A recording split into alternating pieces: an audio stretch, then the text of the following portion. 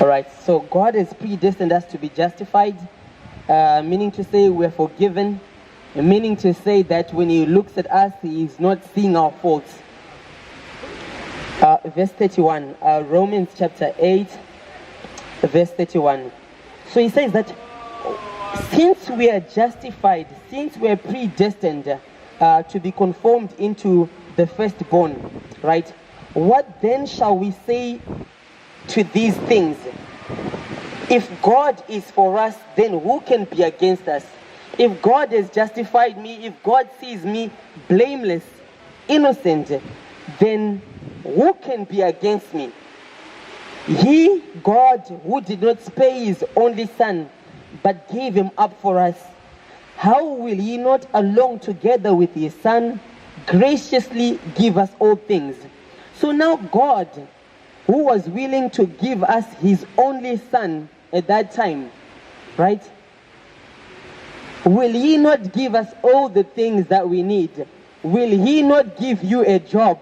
So maybe you're a student and you're writing exams and you're anxious. Oh, my grades, I don't have a first, I don't have a second. This God, who did not withhold His only Son, will He not together with His Son that He gave you, who died and rose again, will He not freely give you a job? Will He not freely give you good health? Will He not graciously, give you all things? Praise the Lord.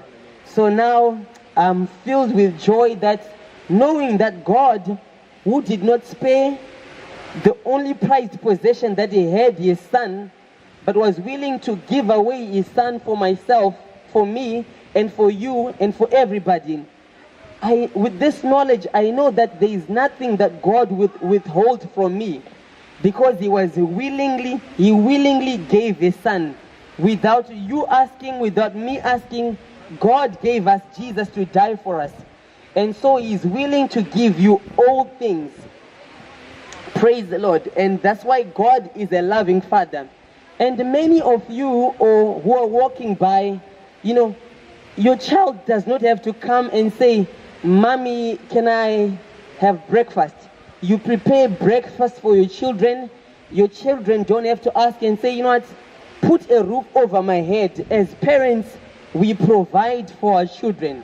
Now, what more God, how much more will He not provide for you, since we're conformed into the image of His Son, and now Jesus Christ is the firstborn? Prove it. Yeah, come, let's have a talk here. Prove it. Come, let me give you a hug. All right, so my sister wants me to prove that God loves them. This was proved, this was evident it's evident in history that there was a man called Jesus Christ who claimed to be the Son of God, who died, who was crucified and gave His life for all mankind because He loved us. All right. So anyway, I'll just try to finish my message in the next 5 minutes as I read Romans chapter 8 and share this good news that God, did not withhold His only Son. Hello, young girl. How are you? Good. What's your name? Anna. Is your name Anna? Wow, that's a lovely name. My daughter's name is Anaya. Hello. How are you, sir? Great. God bless you. Yeah, exactly. Yeah. So we're just talking about how parents provide for their children and how God, through the death and the burial of Jesus Christ, has adopted us to be His children. And since God gave us Jesus, or He was willing to give us His only begotten Son, now will He withhold anything from us? At times as a parent, if my daughter is to ask me for, what can I say? If my daughter were to ask me for a Lamborghini, she is not getting it because I can't afford it. But God, the creator of the world, He is not lacking in resources. How will He, there is nothing that He will withhold anything. Since He gave us His Son, since He gave us the most precious thing. The Bible tells us that you have not been bought by silver and gold which perishes, but you have been bought by the precious blood of Jesus Christ.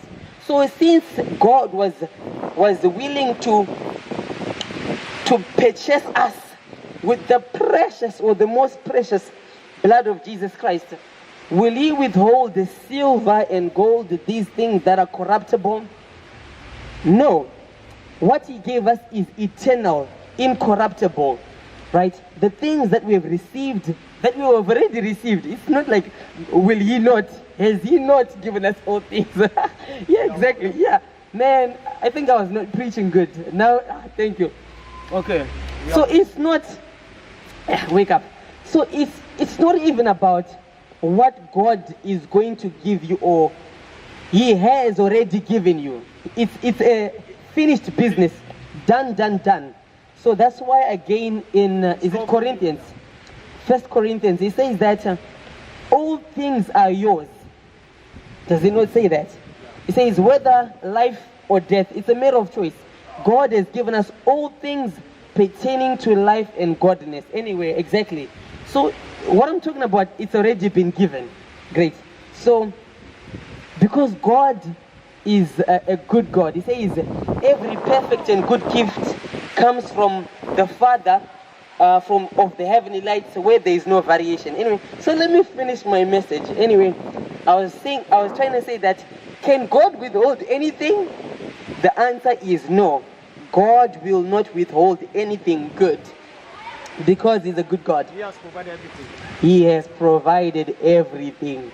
Glory to Jesus. So anyway, let's just finish reading here and we'll pray and we'll close. It says that, who will bring any charge against those whom God has chosen? It is God who justifies. Who then can condemn? Christ, who died, more than that, was raised to life, is seated at the right hand of God, is also interceding for us, or is also speaking in our defense. Who shall separate us from the love of Christ? Shall trouble or hardship or exams? Can exams separate me from the love of God? No. Glory to Jesus Christ. I'm preaching myself happy. All right.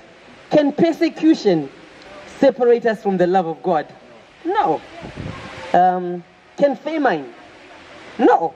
Can nakedness? Can danger? Or can the sword? No. As it is written, for your sake we face death all day long, and we are considered as sheep to be the slaughter. This is an Old Testament writer writing. And then the New Testament writer Paul says, no, we are not sheep to the slaughter. I like how the New Testament writers correct because they have revelation. Oh, thank you, Lord. We are a chosen generation.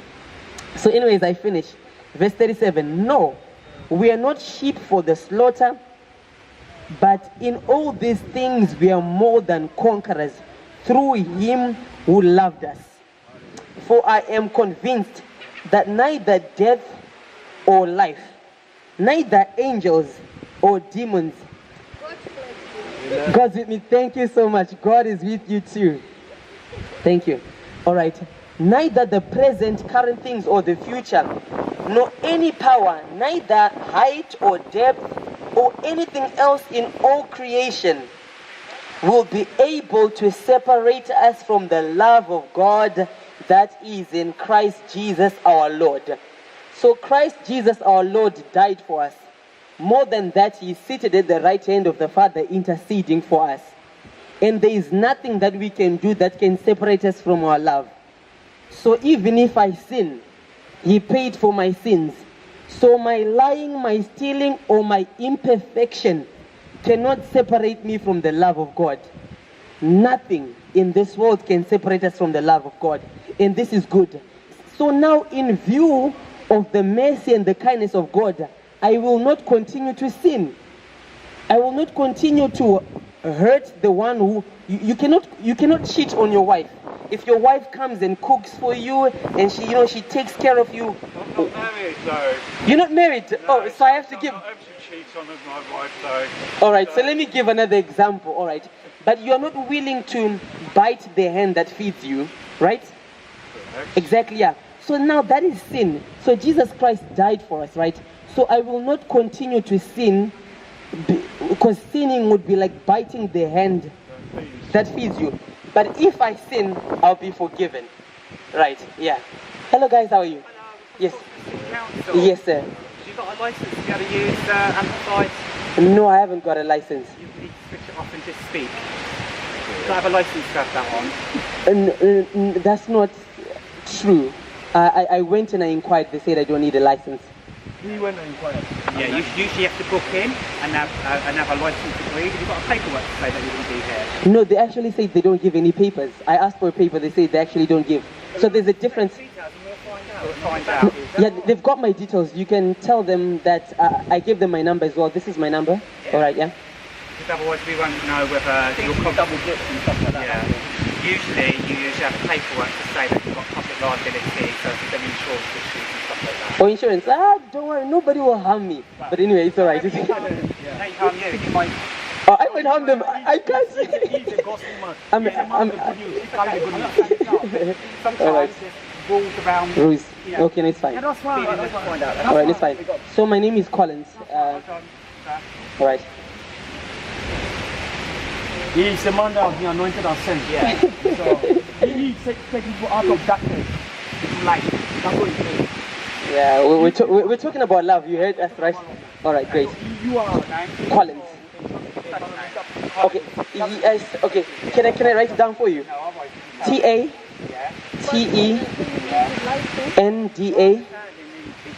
Collins. LINS. And then no. These are my first name, second name. My surname now is MUK. MUKA. Yeah. Okay. MUKA.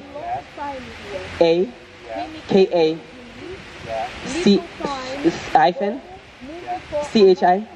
Is that a big word, Tom? It's another name, yeah. CHI TIYO. Exactly. My phone number is 07 49 0 49 24 24. Great. 02 06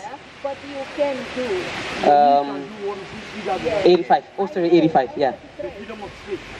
Yeah. Scott. From the council. Yes, sir. We do come up and down the high street. So All right. we do check to see whether people have got the right paperwork to do what they do. All right. Yeah. So No, it's okay. You're doing your job. That's good. Yeah. But he's not entitled to any paper the minister wants to do. He has the right to do whatever he says. yeah, no, we had, but there's certain things also that you have to abide by in the public domain as well. That's fine. Yeah, you're right. Anybody can speak. It's whether they can No, have that's right. a speak. Yeah, that's fine. He's anointed. We're in agreement. Oh yeah, no. We're in agreement. Thank you so much, guys. Thank you. All right. Thank you, sir. So anyway, okay, yeah. So we've come to a close. What to do, there are so many people. See, All right. You don't know what to do. So nothing in all creation can separate us from the love of God that is found in Jesus Christ. Praise the Lord. I think that comes to the end of our preaching, that God loves us, and there's nothing that can separate us from the love that He has for us. Just like, and so in this same way, and through this same example, that is the same way where a boyfriend is supposed to love a girlfriend, right? You are not supposed to divorce that or to separate yourself from that lovely lady. Love is forever. And anyway, yes, exactly. So what do we learn? Husbands are supposed to love their wives forever. Thank you so much.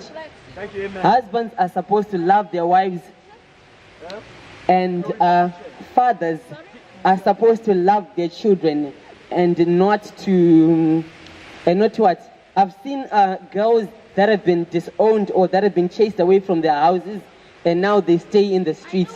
So anyway, so Jesus Christ, the man of love. Yes, sir. You get us to say sympathy. Yeah. You remember me? Yes, I remember you. Yeah. Oh, wow. In Southampton, in Bohemia. Yes, Yeah. you've got a child who studied graphics. Yes. Yes, yes, sir. I'm looking for you. I'm waiting for you, but you know, did you contact? No, I will contact. All right, thank you. God bless you. This is great. So anyway, bye-bye. Anyway, so anyway, we're saying that Christ gave us an example on how to love. Not only how to love your wife, how to love your children, but also how to love your enemy. As I began when I started my message, how we should love our enemies. Praise the Lord. And personally, I don't have enemies, but those who hate me and think that I'm an enemy, those I will love. So anyway, God bless you, and He enables us to do this through accepting Him. And when you're accepting Him, He says you're born again. And then He gives you a new heart. And He puts His Spirit in you. And so the Bible says that you have not been given a spirit of fear, but of power, love, and a sound mind. So the spirit that we have is a spirit of fear. And I'll come to the end of my message, and I think I've preached for quite a long time. But anyway, you know what? It's good news. You just always want to share. And so at times my brother is preaching for hours and hours. Yeah. He's trying to put a point across. He's trying to teach. So anyway, if anybody has questions, we're here to answer those things. We're here to pray for you. We're here to encourage you. God bless you. How was the exam? Stressful. Was it your first one for today? Yeah.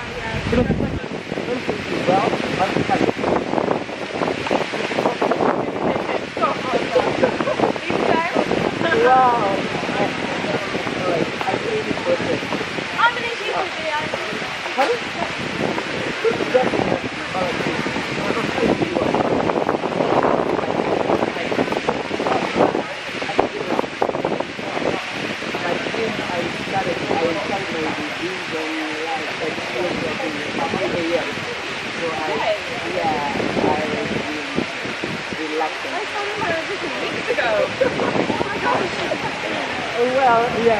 So I was a bit reluctant, but I found it really difficult. I'm not sure how I'll do for the test, but I think I've lost interest in business. And so I'll be studying something else. I'll be studying something else. So, when I do a master's, okay, I will pass, but whether I pass or not, I think I'll be happy to do a master's. Because of what you're doing. You can't be happy. Thank you, Lord Jesus. Yeah. And you know me? You know? Glory. I hope you pass. We'll just take this moment to pray for... You want to pray? Yeah. Just pray for this city in accordance to 1 Timothy chapter number 2. I just want to pray for this city. Thank you, Lord. Glory be to God. Pray for people. Pray for people in this city. Oh yeah. Praying for the inhabitants in this city. In accordance to 1 Timothy chapter number 2, where scripture says, I urge that first of all, that petitions, prayers, intercessions, and thanksgiving be made for all men. It says first for kings and all who are in position of authority, that we may live a peaceable and a quiet life in all godliness and reverence.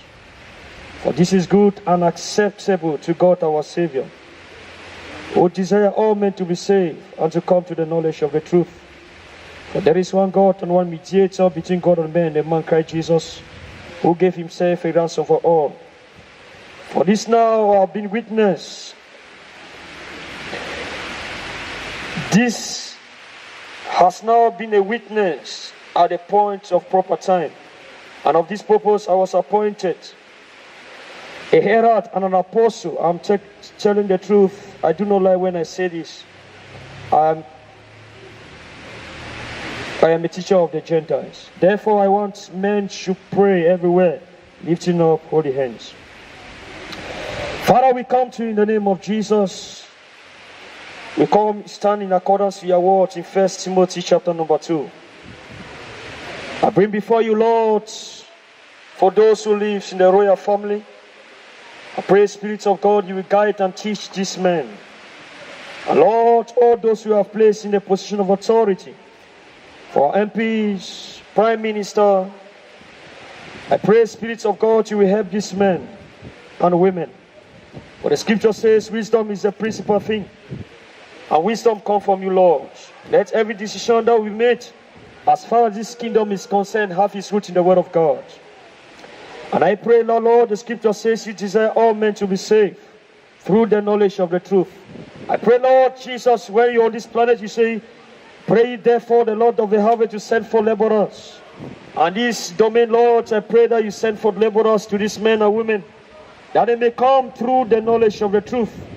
Jesus being the mediator between God and men, the ransom, the price that was paid on the cross of Calvary some 2,000 years ago. And I give you praise and I give you glory that men are coming through the knowledge of the truth.